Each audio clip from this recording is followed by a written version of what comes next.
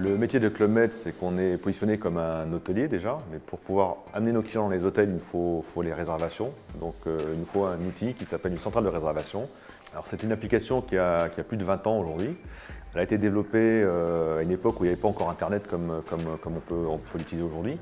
Développée sur mainframe. L'application centrale de réservation est écrite dans un langage qui s'appelle Natural, qui est fourni par Software AG. C'est environ 45 000 composants. C'est effectivement environ 5 millions de lignes de code écrites dans ce langage. Elle a été conçue pour un process de vente qui est un process de vente pour des vendeurs d'agences. Maintenant, Internet, les mobiles, etc., le process de vente sont un peu différents. Donc on a eu un besoin de la rendre, de l'urbaniser, de faire des web services pour pouvoir avoir des process de vente différents d'un process de vente agence. Deuxièmement, c'est une problématique d'ouverture vers l'extérieur. On ne travaille pas tout seul, on a des partenaires pour le paiement, pour les transports, pour la distribution. Donc c'est la possibilité de connecter ce système à des systèmes externes.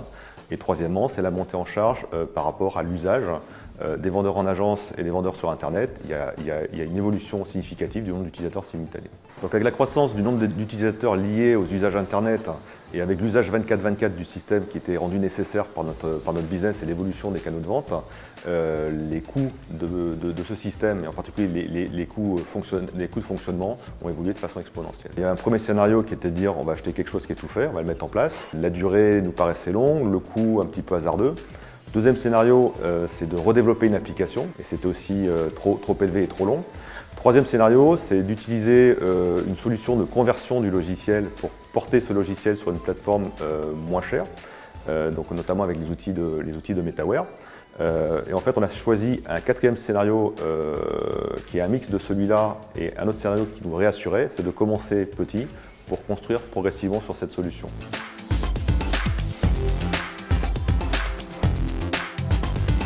Les gains sont de plusieurs natures.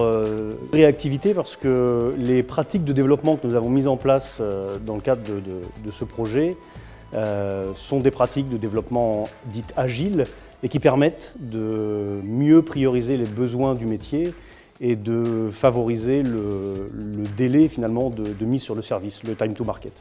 Notre architecture est orientée service, ce qui permet en fait de capitaliser et de réutiliser le plus souvent possible les composants, les services qui ont été développés, sans avoir besoin d'acquérir de la puissance de calcul supplémentaire. Maintenant, nous avons acquis des capacités de continuous delivery, à savoir pouvoir mettre en production, délivrer les nouveautés beaucoup plus facilement, beaucoup plus fréquemment. On raccourcit globalement d'un bon tiers le délai nécessaire à la mise en œuvre d'une fonctionnalité sur notre système.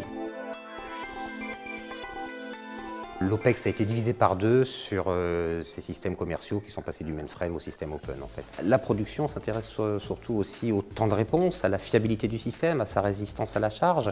Et là, on est arrivé à quelque chose de très bien et on sait aujourd'hui, avec l'évolutivité des machines qu'on a, qui sont beaucoup plus faciles qu'avec du mainframe, résister à une charge ou croître facilement. On est passé d'une application qui était monolithique et qui était adaptée à un process de vente agence à une application ouverte, flexible, évolutive et faite pour supporter le business et les évolutions qu'on souhaite pouvoir faire dans le futur, en particulier avec les mobiles, la distribution et l'extension des canaux de vente.